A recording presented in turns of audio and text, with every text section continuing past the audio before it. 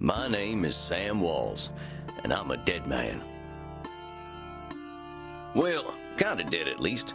See, I'm a vampire. Now, if you think that means all that Dracula hooey, like hissing, wearing skin-tight leather, and hunting mortals for sport, I wouldn't blame you one bit. That's exactly the sort of thing I did in my younger years with my former gang. And let me tell you, a vampire who's good with a gun can be a real terror. I got lucky though. I met some kind mortals who saw beyond my fangs. They taught me my letters and showed me how my thinking was keeping me from finding any kind of peace. After they passed on, I roamed America's majestic wilderness for nigh on 90 years, figuring out myself and what it means to be a vampire. And I found revelation. What I realized was, it ain't fangs that make us monsters. It's the self-defeating ways we think. Anywho, as the world started getting smaller, my old vampire gang tracked me down. Them being my kin, I wanted to help them see the world like I did, but they still have the same monster mindset I used to have. Good thing I'm a quick draw. But I got hooked up with this newfangled internet thing and found a vampire who's helping my kin find their way. Fella named Andromachos, supposed to be 3,000 years old. He invited me to come out to Europe to learn from him. I figure someone older than time has got to have the answers. I'm going on a trip, I guess. This feels like my opportunity to do some good in the world. I've been lucky, and now it's time to give back. Vampires ain't monsters. Or at least, they don't have to be. And come hell or high water, I'm gonna prove it to them.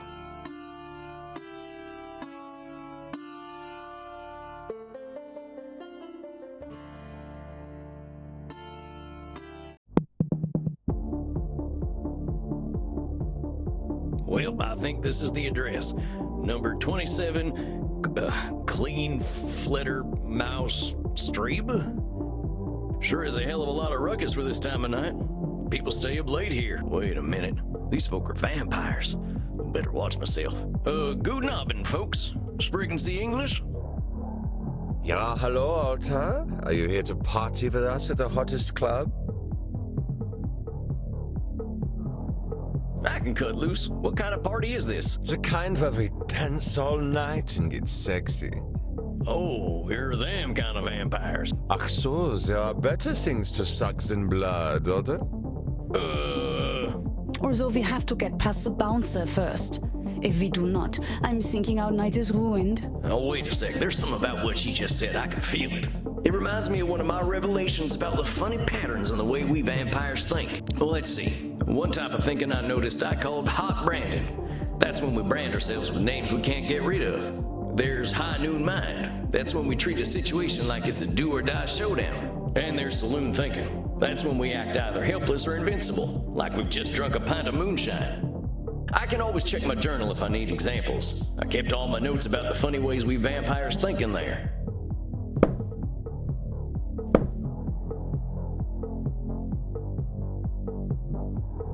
I think I know which one of them funny ways they're thinking in, though.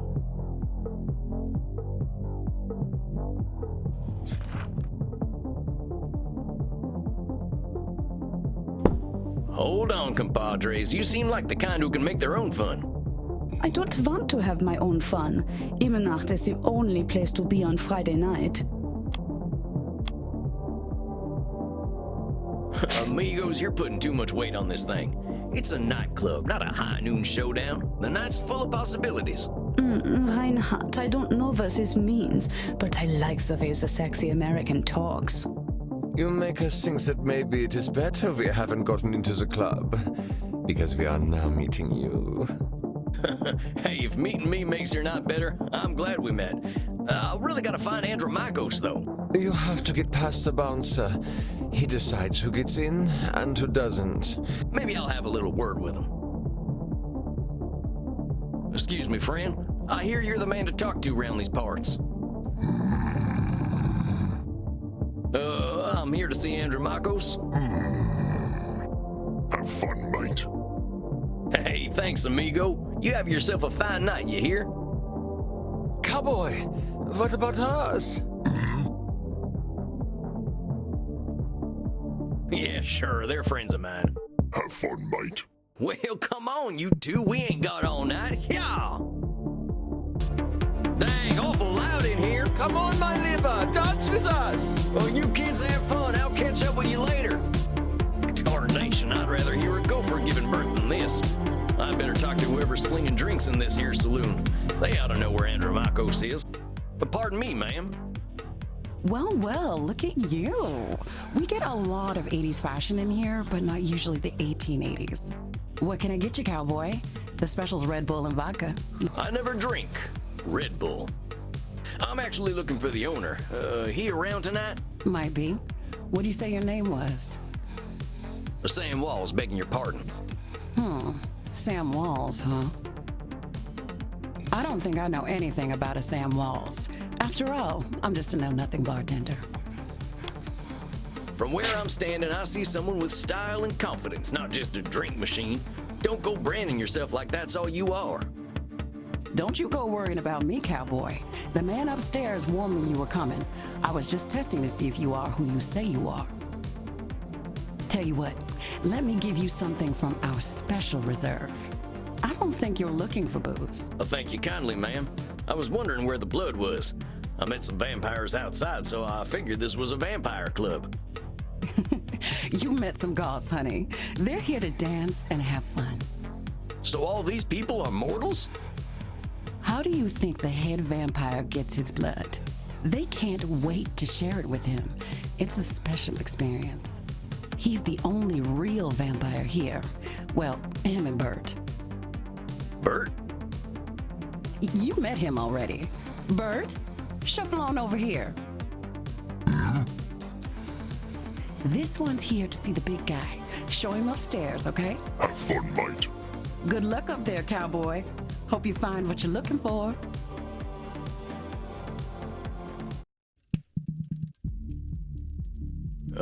Howdy.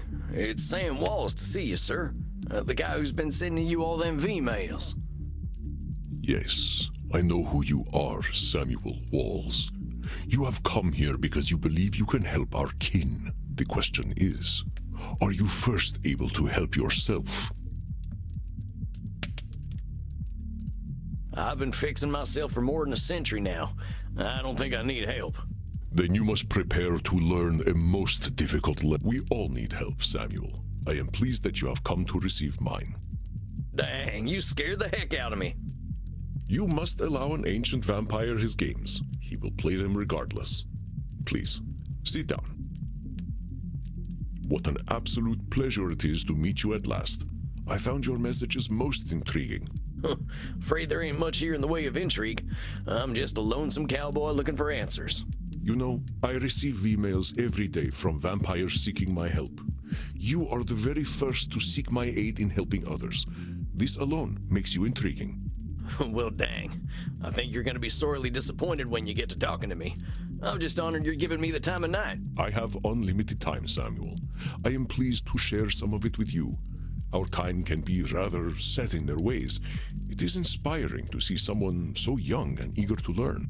Yeah, well, I wasn't much for learning when I was alive. Just making up for lost time, I guess. It sounds as though you have been handling your own life better than most. I was particularly intrigued by these revelations you had while walking in nature. Oh, yeah, them. Well, I give walking the credit. Nothing sorts my thoughts out better. After a few decades, I started seeing patterns in the way we vampires think. Can you explain some of these patterns? I've tried to explain them to other vampires, but it ain't never gone well. I can try, though. See, we tend to assume certain things just because we've been believing them since we were alive. Or we decide the world's against us just because we're hungry or tired or something. And when we start tackling problems that ain't real, we ain't fixing our real problems. That make any kind of sense? Fascinating, Samuel. These revelations that you had in the woods, mortal psychologists have a term for them. They are called cognitive distortions. Cognitive whoozy what now? Cognitive distortions. They are exactly as you described them. I will explain in a moment. Please, tell me about these specific revelations you had. Well, I noticed how we stress ourselves out by making everything a battle of do-or-die absolutes. High noon mind, I call it. Like that feeling you get right before a big shootout. I must confess I have no experience with this feeling. I engaged in Mortal Kombat long before the age of gunpowder. But the sentiment you describe mirrors the words of my old friend Marcus Aurelius. He used to say that the magnitude of life's challenges often turn us into our worst selves. You mean Marcus Aurelius, the Roman emperor? Of course, his name was Marcus. Marcus was a bedroom name. You mean you and the emperor were... It was ancient Rome. Penetration was similar to a handshake. My apologies. I somehow forgot you were American. But let us discuss this high noon mind. I believe we can broaden your definition. Mortal psychologists call this phenomenon of binary thought polarized thinking, but I like to call it Nosferatu thinking. Nosferatu thinking? It means you are thinking in black and white. I get it. That's pretty funny. I believe it encompasses the breadth of the distortion. One is not flatly weak or strong, good or evil, smart or stupid, a success or a failure. The truth is far more complex and colorful. Not every high noon gunfight ends in oblivion, correct? Yeah, that's true. Getting shot still ain't fun, but it ain't the end neither. A perfect example, Samuel. Now, try to catch me using Nosferatu thinking. I will give you a series of statements, and one of them will contain Nosferatu thinking. I will repeat them if you miss it. If I do not drink blood, I will surely die. Death eventually comes for us all. Mortals will always fear our kind. That's Nosferatu thinking right there. I've met mortals who knew who I was and weren't scared. Very good, Samuel. And even if you hadn't, to say mortals will always fear us ends any hope that they might not. Always is such a terminal word. Would you like to discuss more of your revelations with me? I realize that as vampires, we can get the feeling of the power that comes with immortality and strength, but then we get hopeless and aimless over time. It's kind of like the fella you see in the saloon at the bottom of a bottle of whiskey. Either he thinks he can fight everyone, or he's crying into them last drops because he thinks life's hopeless. It's saloon thinking. Two extremes that probably ain't true. A fascinating observation, Samuel. Your saloon thinking was described in my time as the battle between hubris and nemesis, the twin excesses of arrogance and self-pity.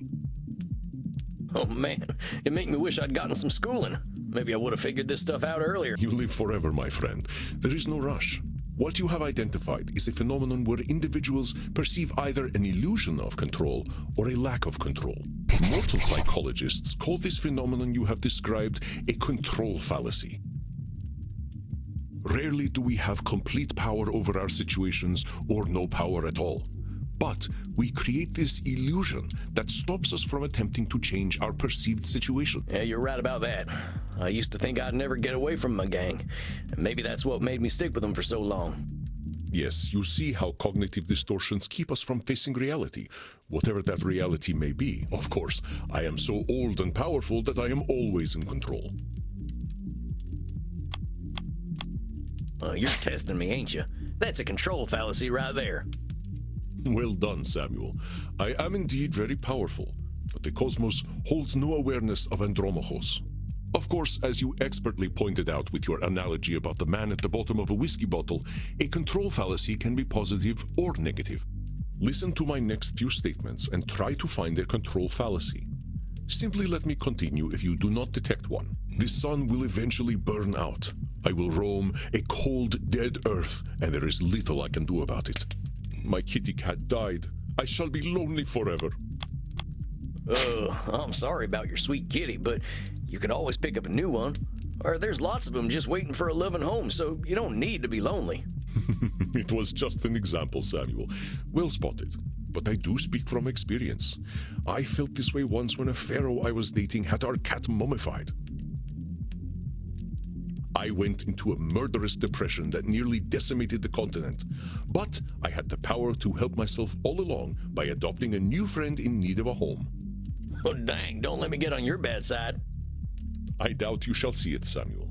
Did you have more revelations to tell me about? See, I used to be in a gang. They were my whole existence. If you asked me who I was, I would have said, I'm a murdering bastard. Once I got away, I realized how small-minded that was.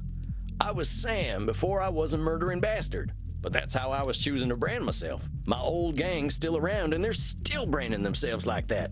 They can't see themselves as anything but killers. Very astute, Samuel. I favor the clinical term, however, which is labeling. You correctly discovered that labeling is a reductive act. When we call ourselves names, even if we find them accurate, we create prophecies we are doomed to fulfill. For millennia, I thought of myself as a killer. It was not untrue that killing was how I made my way in the world. I was an unstoppable warrior and assassin. But with this label, I limited myself for ages. I did not only kill people, I also killed potential aspirations I might have had. See whether you can catch me doing some labeling in my next few statements. I am so old, I am ancient.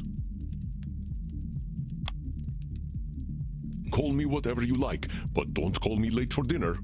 How shall I describe myself? Yes, I am a mass murderer. Well, that's about as clear a labeling as it gets. Yeah, we vampires tend to do a lot of killing, but reducing ourselves to killers ain't doing us any favor. Excellent, Samuel. You are correct. Labels can be cages that we lock ourselves in. I was a mere murderer for most of my existence because that is how I labeled myself. Yeah, I did the same thing. Sam Walls, the murderer, reprobate, and good for nothing. Those are not how I would describe the Sam Walls I see before me. Did you have more revelations to tell me about? I think that's all of them. Or at least the ones that were the most obvious to me. That you recognize the concept of cognitive distortions at all is most impressive, Samuel. What took me nearly 3 millennia to understand took you merely 2 centuries. Oh, come on, you're just flattering me. I'm just a dope stumbling his way through one life. Are you now? Tell me, Samuel, what kind of cognitive distortion are you exhibiting when you call yourself a dope? Yeah, I'm doing some labeling. I gotta watch myself, huh? As long as we retain any humanity, we will have cognitive distortions. What we are aiming for is not to become perfect beings, but to understand and accept ourselves. As long as we can recognize cognitive distortions, we can address our real challenges. One cannot drink blood from a straw man, after all. Huh. I ain't never heard that one before, but I like it. If it helps solidify the concept in your mind, then I am well satisfied. I know you came to learn from me, so I will do my best to honor your good intentions. Let us ensure that you understand the concepts of labeling, control fallacies, and Nosferatu thinking.